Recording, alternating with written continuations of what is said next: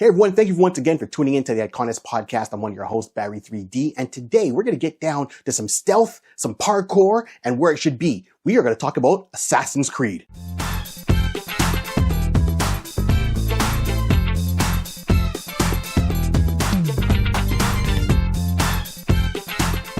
Hey everyone, thank you once again for tuning in. Remember, like, subscribe, and share. Don't let the show be a secret.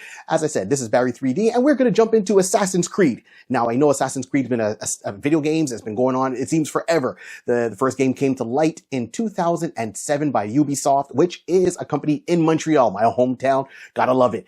And they came up with the concept of Assassin's Creed of what we know it. And so Assassin's Creed has spanned into full out multiple games and sequels on all platforms. We've had our side scrollers with Assassin's Creed India, China, and Russia, and those have their own story, but the characters still link back to the main body of Assassin's Creed. And I've played quite a lot of them. I haven't played every single game, but I did play those 3 side scroller ones. I did play the very first one. I did play the Ezio series, and so forth and so forth. And of course, they span into their own series of comic books, which I became a huge fan of. So I know the earlier ones had some great stories, and it gave me the stories outside the Animus. So a lot of times, Desmond is the main character, and he gets kidnapped. He's a bartender. He's descendant of Ezio and Altair, and he gets kidnapped by Abstergo Industries, and he gets put into the machine, the Animus, and they unlock his DNA to get those genetic memories of his past ancestors who were assassins, where they hid pieces of Eden, and they're looking for those artifacts. And it's a battle between the assassins, right? The Brotherhood of Assassins, which is based off a real life group that has existed in history. And of course, the Templars, the Knight Templars. So these two factions start going at it. Of course, the Knight Templars, as we see in history, are seen more as good guys that got shafted. But in here, you find out they have more ulterior motives. So the Knights Templar, and it's kind of interesting that you use real life locations. They take real parts of history and they put their own spin on it for the series of the games. So why do I like the comic books? First and foremost, the comic books give me more story outside of what the video games gave us. The video games, the character gets in there, you get into the Animus, you get tossed into the past at different locations to unlock those memories. But in the comic book, they already kind of just use those as one page of saying, this is what happened in this kind of game, in this storyline. Well, this is what happens in present day real world. And this is where we go forward with that to find out what happened, how the assassins in modern day get from one location to the other location, how they're dealing with the Templars, Abstergo, and trying to find the pieces. And it's a big chase around the world, which I totally enjoy. So I know Assassin's Creed did come out with its live action movie with Michael Fassbender. Forgive me if I pronounced the last name wrong. And, it was okay. It was okay. I think, for some things that were a little bit over the top. I was excited for it.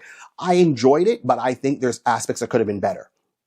I know there was a little short film, 28 minutes long, that you can find probably online at this point. And it really got into the essence, the character, the costumes and all that for Assassin's Creed. And of course, one of my friends was in one of the scenes, Paul Ashley. If you look for him, he did the episode with us where we talked about Grimjack. He was in that particular episode. Being said, I'm not trying to rehash all the history of Assassin's Creed. It's a lot to do, but here's my point. One, I would love to see an Assassin's Creed movie series. Give me a series. Give me a streaming series of Assassin's Creed right now. And can it come back and be fulfilling? I believe absolutely yes. When I dig into the archives and I read all the books and I see how they've gone with their different perspective, I've said this before a couple of times amongst friends. One, I want to see an Assassin's Creed game that takes place present day, no more in the past. Or if you're going to bring it, let's bring it up. I know we've dealt a lot, medieval times, the Vikings, the origin of the Assassin's Creed and so forth, back in ancient Egypt, Jerusalem, all of that. I would like to see where Assassin's Creed Russia went, where it was more during, that time period. Give me Assassin's Creed during World War II. Give me Assassin's Creed during the Vietnam War. During those great conflicts when that was happening, they can still go around, maybe add those elements in there. And I think that would build more to the story because the Assassins and the Templars have been fighting for centuries upon centuries, trying to get, one hand over the other, and then see how that plays out into present day.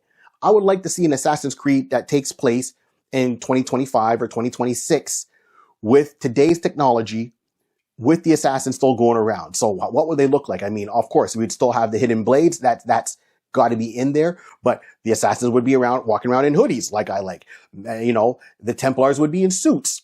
They would be cell phones. There would be cars. There would other ways to get around and really make it more of a tangible environment. And the stories that we can have present day would be great. Here's the story that I really want to speak to. The one we don't know.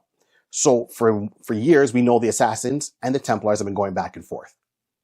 The story that has not been told in my eyes is the one that would be them getting the technology together to unlock past DNA memories, the Animus. How did that come together? It was a race on both sides to get that piece. So what did they do before?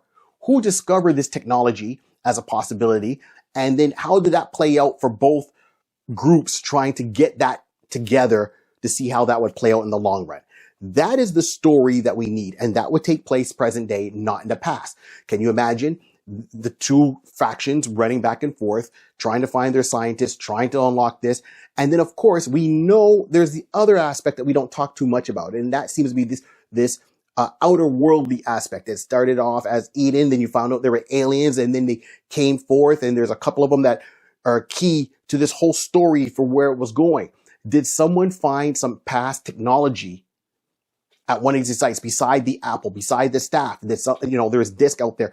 Did they crack a code and find some past technology that put them on the path of saying, we can build a machine that can unlock, like Ancestry.com. We can take your DNA, get your genetic memory from a person in your bloodline from centuries ago, and then watch the world through their eyes, through you. Now that is the story of I want to see for Assassin's Creed. Modern day, how did the Animus come about?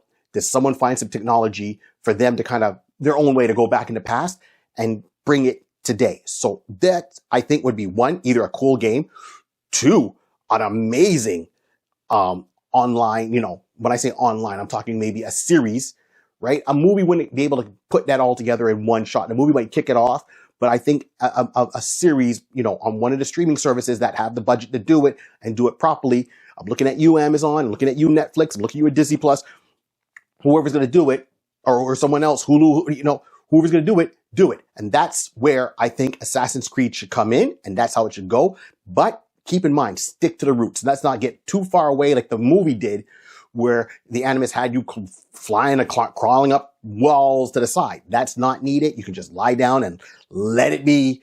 As the Beatles would say, let it be, let it be, let it be. And on that, this is Barry from the Iconis podcast. Thank you everyone for tuning in.